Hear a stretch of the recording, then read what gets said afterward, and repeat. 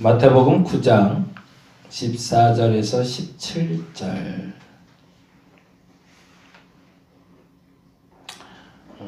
저거는 생각보다 길지 않을 거라니까 걱정 안 하셔도 될 것 같아요. 생각보다 길지 않을 것 같아요.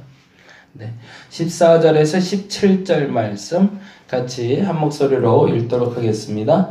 그때에 요한의 제자들이 예수께 나와 이르되 우리와 바리새인들은 금식하는데 어찌하여 당신의 제자들은 금식하지 아니하나이까? 예수께서 그들에게 이르시되 혼인집 손님들이 신랑과 함께 있을 동안에 슬퍼할 수 있느냐? 그러나 신랑을 빼앗길 날이 이르리니 그때에는 금식할 것이니라. 생배 조각을 낡은 옷에 붙이는 자가 없나니 이는 기운 것이 당기어 헤어짐이 더하게 되며 새 포도주를 가죽 부대에 넣지 아니하나니 그렇게 하면 부대가 터져 포도주도 쏟아지고 부대도 버리게 됨이라. 새 포도주는 새 부대에 넣어야 둘이 다 보존되느니라. 아멘. 9장 전체를 이제 흘러가면서 보고 있는데요. 9장을 볼 때 9장 3절에 동그라미를 하나 해놓고요. 9장 3절 그리고 9장 11절 그리고 9장 14절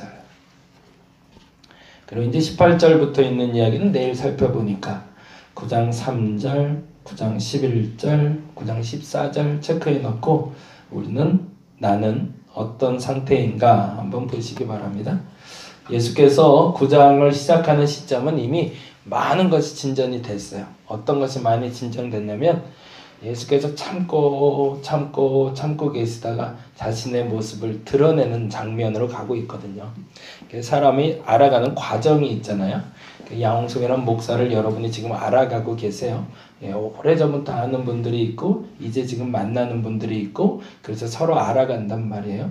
근데 알아가는 과정 중에 처음에는 그래도 지속적으로 만나는 이유는 좋은 게 보이기 때문이죠. 사실은 지속적으로 계속 만나게 되는 이유가 안 좋은 게 보이는데 만나려 하는 사람들은 없잖아요. 뭔가 좋은 게 있으니까 붙어 있는 거고 함께 하는 거죠. 그래서 이제 서로 알아간다라고 얘기할 때 시작점엔 좋은 걸 보았다가 시작입니다. 예수를 쫓는 사람들이 많아졌다는 얘기는 뭘까요? 예수의 좋은 점을 많이 보고 있는 거죠. 그래서 수많은 무리도 쫓았고 병자들도 와서 고침받고 뭐 이런 일들이 벌어지는데 중요한 건 진짜 예수를 만나가는 과정으로 가고 있는 거죠. 처음에 사랑할 때는 좋은 것만 보여요. 처음에 좋을 때는 좋은 것만 보여요. 근데 어느 순간부터 그 좋은 게 사라지기 시작하고 그렇잖아요. 허니문 기간이라는 게 있잖아요. 남녀가 결혼해서 1년은 너무 좋대잖아요. 세상에 허니문 기간 좀 그때도 안 좋으면 문제겠지만 그때는 좋아야 돼요. 당연히 좋아야 돼. 왜? 그때는 좋은 것만 보이니까. 근데 시간이 지나면 자꾸 안 좋은 게 들쑥들쑥 나타나기 시작해요. 근데 그 안 좋은 것도 지난번에 말씀드린 대로 품을 수 있으면 그때 그게 진짜 사랑인 거죠. 그래서 그걸 우리는 이유 불문, 다른 말로 조금 좋은 단어로 하면 조건 없는 사랑을 하게 되는 거죠. 그래서 나의 장점과 나의 단점이 그 사람의 장점과 그 사람의 단점과 만나서 하나가 될 때 비로소 짝꿍이 되는 거고 친구가 되는 거고 지인이 되는 거죠. 그래서 지난번 말씀드린 손가락 예와 한번 말씀드렸는데 손가락 긴 게 내 장점이고 요 폭폭 들어간 게 단점이라면 이게 장점끼리 만나면 부딪힐 수밖에 없지만 어느 한순간에 이 사람들이 부딪히지 않고 이렇게 소리 나지 않고 하나가 되기 위해선 서로 약간 비껴 만나면 된다는 거죠. 비껴 만나면. 이렇게 하면 자꾸 하지만 비껴 만나서 서로의 장점을 서로의 단점으로 감싸주기 시작하면 그때는 깨질 염려가 없다. 사실은 이제 신앙생활이 이런 거고 세상 관계도 이런 건데 세상은 득을 위해서 살잖아요. 사실은 내게 득이 안 되는데 그 사람은 굳이 왜 만나요? 그건 세상이고. 근데 그 세상은 그래서 장점과 장점이 만날 수밖에 없습니다. 그래서 어느 시간 되면 은퇴해줘야 되는 거죠. 왜? 내 장점이 써먹을 만큼 다 써먹었으니까. 그래서 난 빠져줘야 또 다른 장점이 와서 만나는 거니까 세상은 그런 이치지만 교회는 안 그런 거죠. 교회는 그 단점과 장점이 만나서 서로 하나가 될 때 이게 진짜가. 근데 이제 9장부터 시작되는 건 뭐냐면 그동안 예수의 장점만 보았던 사람들이 예수의 단점으로 보이는 것들이 보이기 시작하는 거죠. 근데 그건 예수의 부족한 점이 아니라 내 마음에 잘 모르겠는 거, 내 마음에 불편한 것이 부딪히기 시작하는 겁니다. 근데 사실은 그게 예수 그리스도의 진짜 모습이죠. 그동안 병 고치고 기적을 나타내고 좋은 얘기하시는 예수님, 그것도 가짜 모습은 아니지만 그거는 나름대로 좋은 모습만 보인 거면 진짜 예수께서 하고자 하는 이야기, 해야 될 이야기를 하기 시작하자 그때부터 마음이 불편해지기 시작하죠. 지난번에도 말씀드린 것처럼 그 좋은 얘기하고 치유될 땐 내가 손해볼 게 없었지만 진짜 예수의 삶에 대해서 이야기할 땐 내가 손해봐야 되고 내가 희생해야 될 것이 서로 나타나기 시작하니까. 그게 불편하면 주께서 말씀하신 거죠. 그게 불편하면 떠나라. 근데 그것도 감수할 수 있으면 나와 함께 가자라는 거죠. 그러면 내게 복이 있으리라. 결론이 이렇게 가는데 이 시점에 오니까 이제 불편한 사람들 이야기가 첫 번째가 9장 3절 서기관 얘기죠. 9장 3절 볼까요? 같이 한번 읽어봅니다. 9장 3절 어떤 서기관들이 속으로 이르되 이 사람이 신성을 모독하더라. 부딪힌 거죠. 내 안에 하나님이 할 일이 있고 내 안에 사람이 할 일이 있는데 내가 생각할 땐 근데 감히 사람이 죄를 용서해 말도 안 돼 라고 내 마음속에 부딪혔는데 차마 말은 못했던 거죠. 서기관이 속으로 생각했다는 거 보니까 그래도 얌전한 사람이고 점잖은 사람이었던 거죠. 그런데 그게 예수께 그 마음이 들켜버린 거죠. 이거 불편한데 이 사람 표정에서 아마 나타나지 않았을까. 야, 속으로 그렇게 생각하지 마라 라고 주께서 이야기하는 장면. 왜? 그가 예수의 참모습, 예수의 진짜 하실 일을 알지 못했기 때문이죠. 신앙에는 과정이 있는 것 같아요. 근데 그 과정에 이르지 않는다고 해서 이제 결론에서 말씀드린 거지만 틀린 게 있고 다른 게 있습니다. 틀린 건 고치면 돼요. 다른 건 인정하면 돼요. 근데 사람들이 어떻게 하냐면 틀린 걸 인정해요. 그러면 뭐가 되는 거죠? 불의가 되는 거죠. 틀린 건 고쳐야 됩니다. 다른 건 인정해야 돼요. 근데 다른 거를 배척해버리면 어떻게 돼요? 서로 공동체가 깨지게 되는 거죠. 그러니까 우리에게 지혜가 필요한데 무슨 지혜가 필요하냐면 이게 다른 건지 이게 틀린 건지를 구별할 지혜를 달라고 우리는 기도해야 됩니다. 서기관의 생각에 예수님의 태도는 틀렸던 거죠. 그러니까 잘라버리고 싶었는데 예수께서는 얘기하신 거죠. 그건 틀린 게 아니라 다른 거야. 네가 생각할 땐 죄사함은 난 못할 것 같은데 미안해. 난 죄사함도 할 수 있어. 라고 얘기하시는 거거든요. 그게 9장 3절이라면 두 번째 11절은 이렇게 얘기합니다. 똑같은 얘기인데요. 11절 봅니다. 11절 바리새인들이 보고 그의 제자들에게 이르되 어찌하여 너희 선생은 세리와 죄인들과 함께 잡수시냐. 이분도 좀 점잖은 사람이에요. 서기관은 속으로 얘기했지만 바리새인은 예수께 진짜 손가락질한 건 아니거든요. 당신이 뭔데 죄인과 세리와 밥을 먹습니까? 라고 따지고 든 게 아니라 누구에게 얘기했대요? 제자들에게 얘기했대요. 그나마 예의 있는 사람들인 거죠. 그죠? 그래도 바리새인과 서기관이면 그때 당시에 좀 식자층인들이니까 말 함부로 안 하고 조심했던 거죠. 근데 불편한 거죠. 왜 불편했을까? 아까 말씀드린 대로 다른 것과 틀린 게 구별이 안 되는 거예요.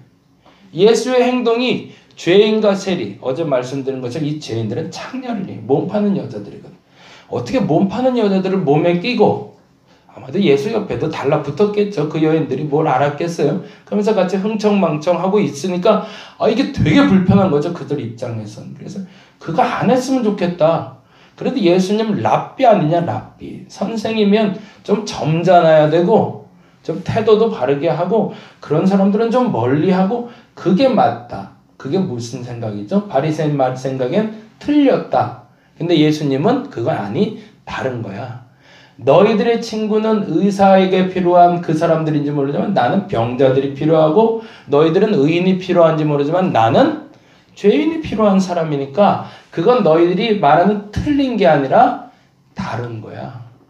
나는 의인을 구원하러 온 것이 아니라 죄인을 부르러 온 거니까 나는 이 자리가 맞아 라고 설명하고 있는 거죠.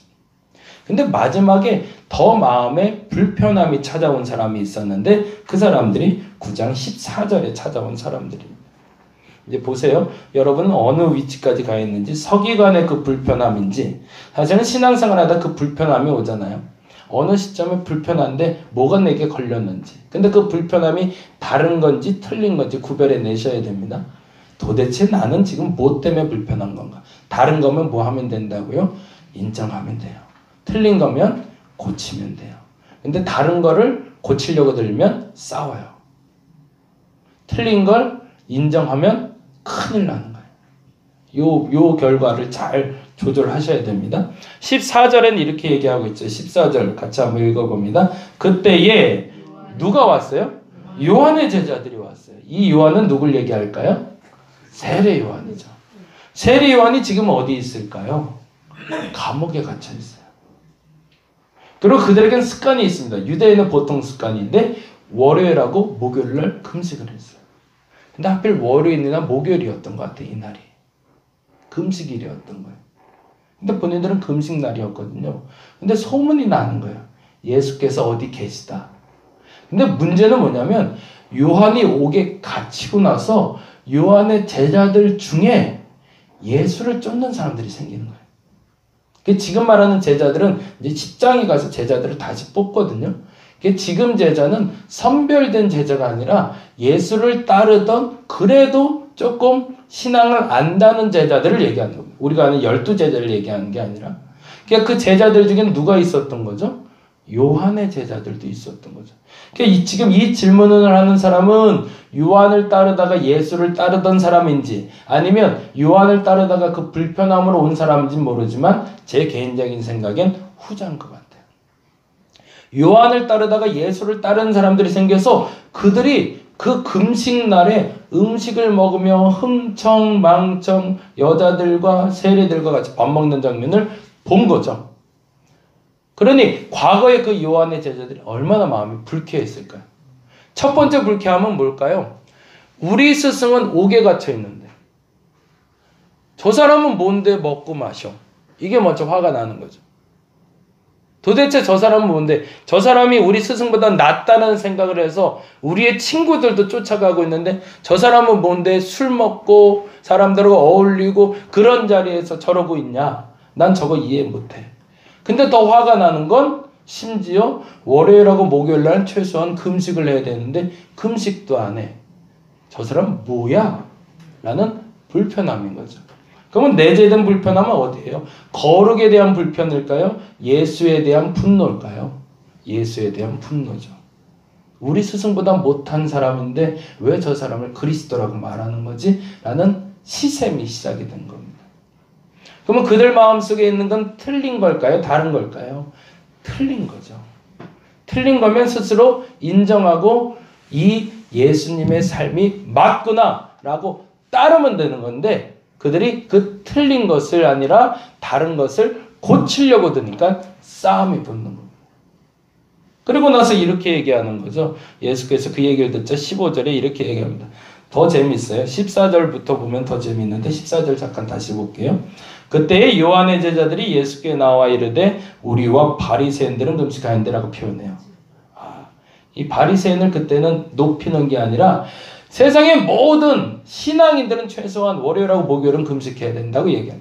유대인들이 월요일하고 목요일 금식했으니까 바리새인들이나 세례 요한 제자들이나 똑같이 그때 다 금식하는데 근데 이렇게 돼 있어요. 어찌하여 당신의 제자들은 금식하지 아니하게 드디어 누구에게 손가락을 향한 거죠? 예수께 향했죠. 서기관도 속으로 얘기했고 바리새인도 제자들에게 말했는데 세례 요한의 제자들은 그 손가락이 어디로? 예수께 향하고 있어요. 그만큼 화가 많이 난 거죠. 그때 15절에 예수께서 이제 직접 얘기하십니다. 읽어볼까요? 예수께서 그들에게 이르시되 혼인집 손님들이 신랑과 함께 있을 때 동안에 슬퍼할 수 있겠느냐? 그러나 신랑을 빼앗길 날이 이르니 그때에는 금식할 것이다. 다 때가 있어. 걱정 마. 지금 바리새인이나 서기관한테 한 것처럼 혼내진 않으시죠. 보듬어 주시는 거죠. 그만큼 사랑하는 사람들이니까.